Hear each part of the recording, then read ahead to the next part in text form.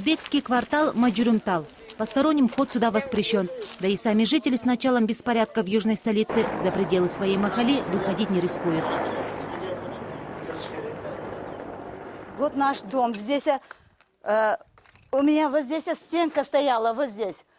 Стенный гарнитур был российское производство. Беспорядки в этой махалле начались ночью, 12 июня. Зулайко спала, когда ее семью разбудили выстрелы и крики людей. На тот момент дома соседей уже были охвачены огнем.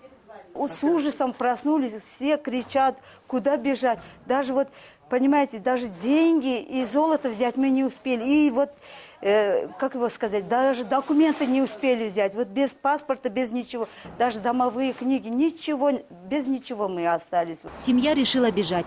Вначале к соседям, а после к кыргызско-узбекской границе. Но там к наплыву беженцев были подготовлены.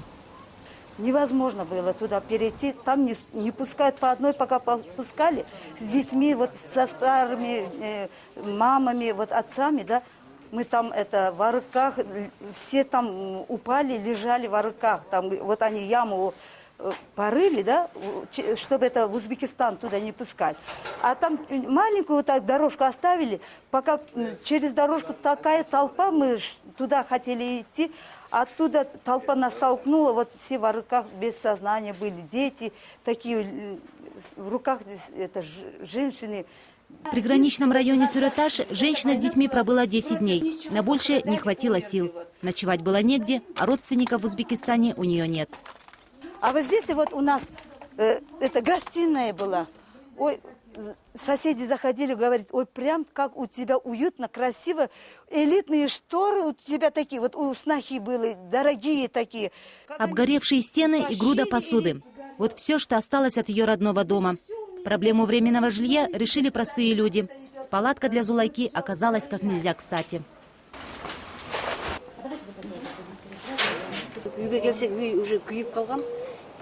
Мой дом сгорел полностью. Мы с дочкой нашли подвал и там заперлись. Гульсарат тоже житель узбекского квартала. В Маджурумтал она переехала несколько лет назад. Жила по соседству с узбеками, дочка училась в местной школе. Иди сюда, дочка. Ту ночь женщина помнит смутно. Перед глазами только горящие крыши и темный дым. Знает лишь одно. 12 июня она ждала 6 лет. 12 июня должна была быть операция, но все мои планы были разрушены. Теперь вот опухают ноги, лицо, почки опустились. Ой, ладно я за дочку боюсь. Она училась в узбекской школе. Как дальше будет? Как дальше жить и самое главное где, она еще не знает. Говорит, как только все уляжется, в первую очередь пойдет в больницу. Показаться и узнать, не поздно ли вернуть потерянное время. Я так и не поняла, что произошло. В час ночи был азан. Я так удивилась. Кто-то руководил этим. Это, как знаете, двух петухов столкнули, они и подрались. Мои соседи, узбеки, тоже так ничего и не поняли. А пока в перерывах между таблетками приходится успокаивать дочь. Она единственная, что у нее осталось. Мы будем жить в хорошем месте. Ты больше не будешь бояться. Это все временно. Вот здесь света тоже нету, ничего нету. Посмотри. Вот. Это мои внуки все. 4 детей и столько же внуков. Только сегодня Аваз понимает, что самое страшное позади. Членам его семьи удалось выжить.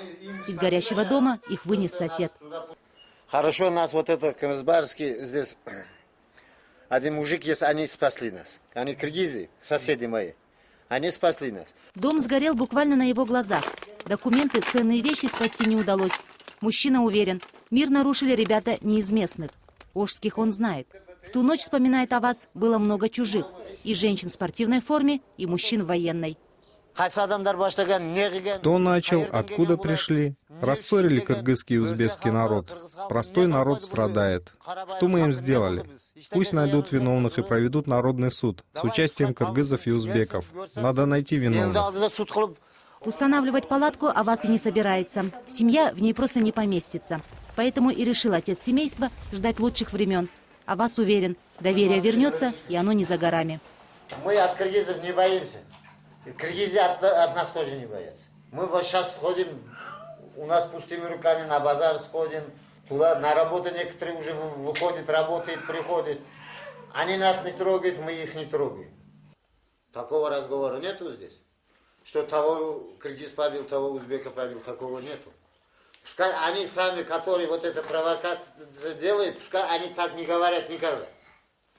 Некоторые люди есть, провокация делают, мол, вот 40-40 вот такой война будет. Это все провокации, это люди говорят все. Нам это не надо, никогда войну не надо нам. Наш народ, я знаю. У нас вот такой, который вот гнида в сердце не останется никогда.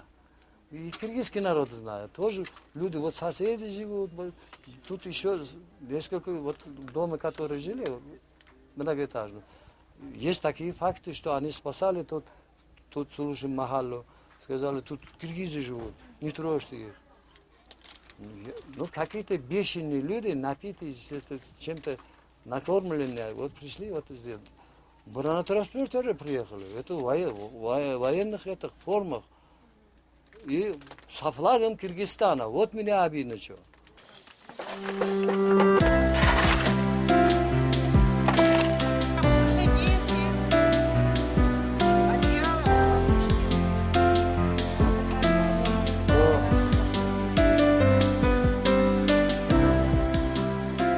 В эти дни жизнь в Махале налаживается.